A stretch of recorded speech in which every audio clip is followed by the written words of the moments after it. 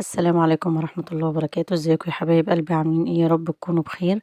اللهم صل وسلم وزد وبارك على سيدنا محمد وعلى آله وأصحابه أجمعين. النهاردة معانا وصفة من وصفاتنا اللذيذة والسهلة، معانا وصفة الشيش طاووق وكمان معانا سلطة الزبادي. تعالوا نشوف المكونات اللي معانا ونشوف هنعمل مع بعض ايه. هنا معايا 5 وراك من وراك الفراخ مخلية من العظم ومتقطعة مكعبات وسط. معايا كمان علبتين من الزبادي، زبادي جهينة. معايا معلقتين من الخل كبار، ومعايا معلقتين من الزيت برضو كبار. هنا زي ما انت شايفة الوراك متقطعة مكعبات وسط، ولا هي اللي كبيرة ولا صغيرة. تعالوا نشوف هنعمل مع بعض ايه. هنزل بكوبايتين الزبادي،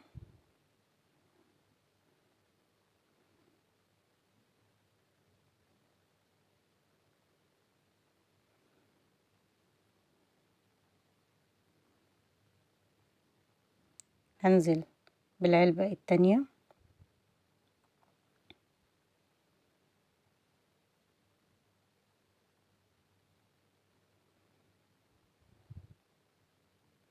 هنا الزبادي بتديني طعم حلو قوي، وكمان بتخلي الوراك معايا طرية جدا. ممكن تتعمل بالصدور بس بتنشف مني شوية ومش بيبقى طعمها زي الوراك. الوراك بيبقى طعمها حلو قوي. معايا نص معلقة من الكمون، ونص معلقة من البهارات، نص معلقة من الفلفل الاسود، وكمان معلقة ونص من البابريكا بتديها طعم حكاية. عندي نص معلقة من البصل البودر، ونص معلقة من الثوم البودر، وكمان معلقتين من الملح.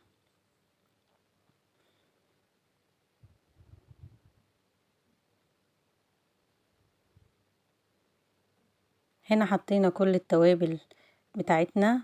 هنبتدي ننزل بمعلقتين الزيت وكمان معلقتين الخل اللي معانا.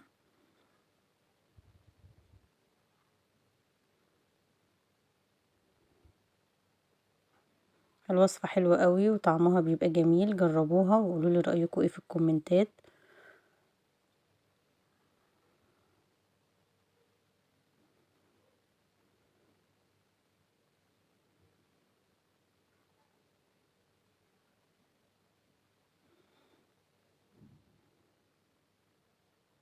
هبتدي اقلب الزبادي بالتوابل بتاعتي كلها مع بعضيها. ادي معلقتين الخل،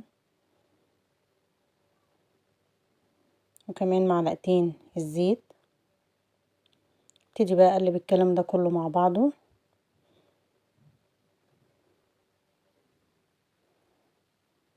وبعد كده هجيب قطع الفراخ اللي معايا وابتدي انزل آه بيهم في الخلطة بتاعتي، وهحطها في التلاجة شوية يعني حوالي ساعة كده، لحد ما اقطع الخضار بتاعي واظبطه.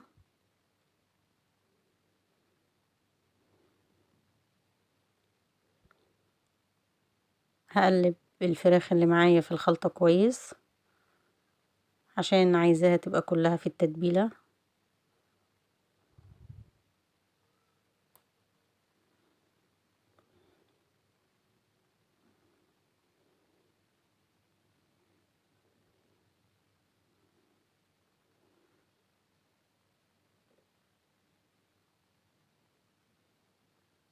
هنا حضرنا الخضار بتاعنا، عبارة عن فلفل الوان الاحمر والاصفر والفلفل الرومي. عندي بصل احمر متقطع مكعبات، والطماطم كمان متقطعة مكعبات، والفلفل. البصل الاحمر هنا بيبقى طعمه حلو جدا فيها، والخضار كمان. ابتدي بس اطلع الفراخ من التتبيلة.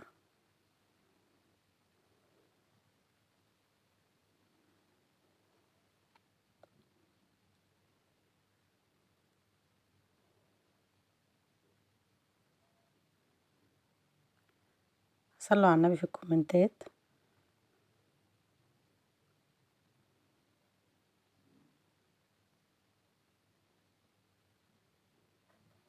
حبايبنا ما تنسوناش في الاشتراك في القناة وتفعلوا زر الجرس عشان يوصلكوا كل فيديوهاتنا بإذن الله.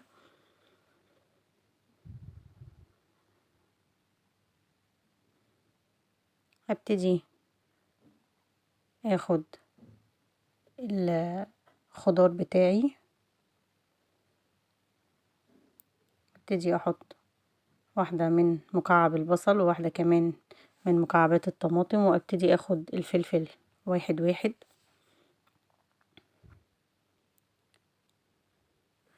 هاخد طبعا من كل الالوان اللي معايا، واخد قطعة من الفراخ وهحطها برضو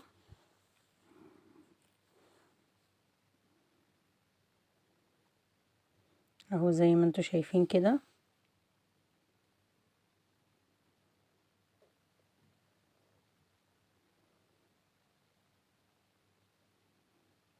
ابتدي اخد تاني خضار وهحطه تاني برضو، هاخد بصل وبعد كده طماطم وبعد كده قطعة من كل الفلفل الالوان اللي معايا،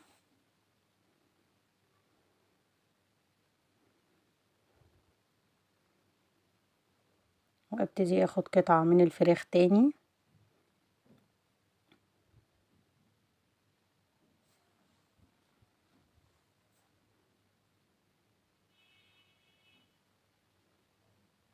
اهو. هنا بقى عندي انا كنت مجهزة صينية وحط لها ورق فويل عشان هندخلها الفرن.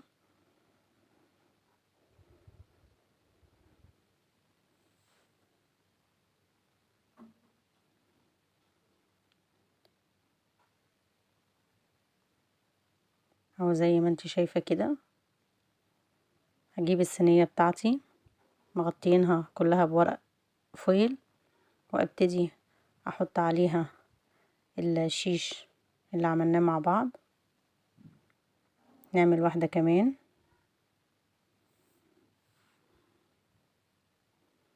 هنعملها بنفس الطريقة برضو.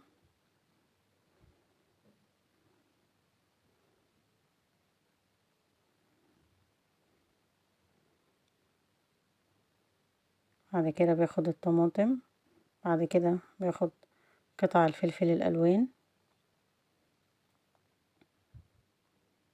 لحد ما تخلصي الكمية اللي معاكي كلها. وطبعا هنا احنا مشغلين الفرن.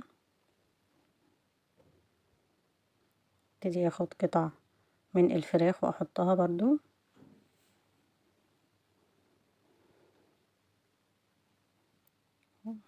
وهكمل تاني.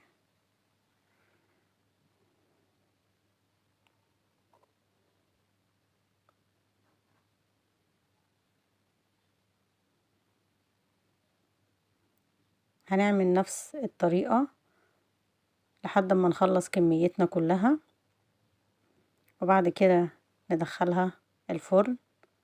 وطبعا زي ما قلنا احنا مولعين الفرن من اول ما بدأنا نحط الفراخ بتاعتنا والخضار عشان يبقى معايا الفرن سخن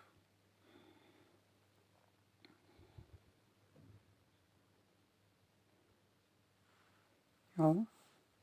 في منتهى الجمال، حلو جدا بجد، خطير وطعمه حلو قوي.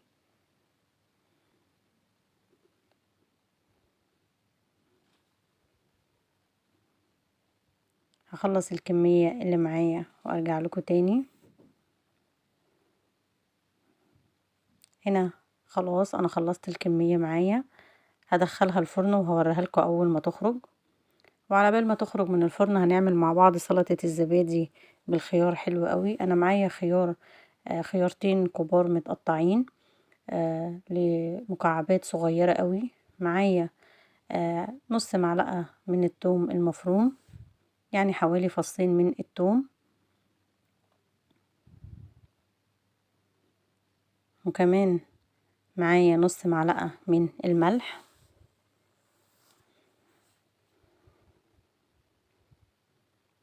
معايا علبة من الزبادي، علبة كبيرة برضو. لو عايزة تستعملي علبة صغيرة عادي مفيش مشكلة، حسب الكمية اللي انت عايزاها.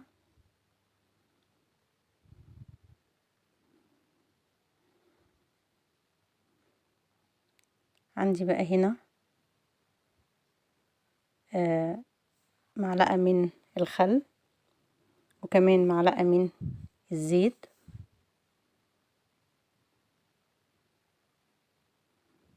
اهو. ابتدي اقلبهم مع بعض. بجد السلطة بيبقى طعمها حلو قوي، الخيار مع الزبادي تحفة. ابتدي انزل بالخيار اللي مقطعاه واقلبهم مع بعض كويس.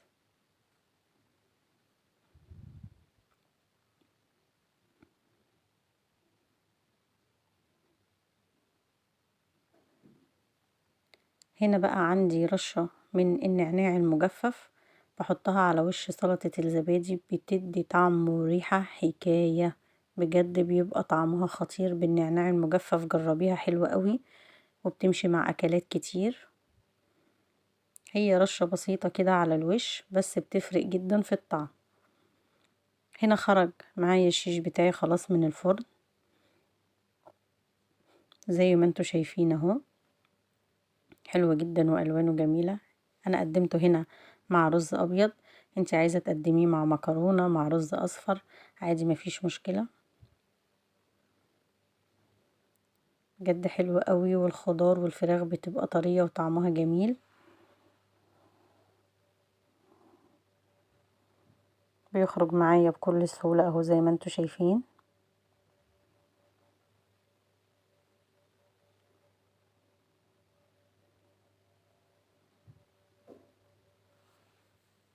نقدمه بقى كده مع بعض في الطبق، ونحط معاه معلقتين من سلطة الزبادي، وبألف هنا وشفا على قلبكم. قولوا لنا رأيكم ايه، واشوفكم في فيديو جديد على خير بإذن الله.